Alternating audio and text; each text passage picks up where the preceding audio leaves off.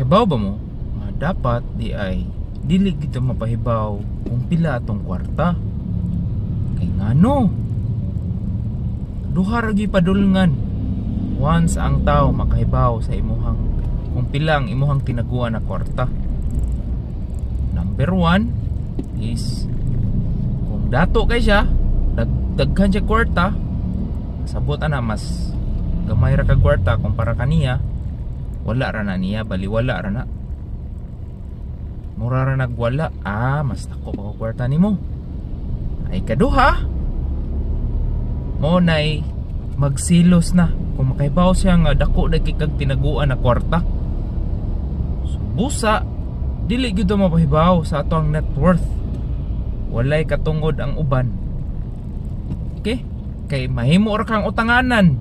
Ganahan ka mangutang sila nimo. Anay resulta.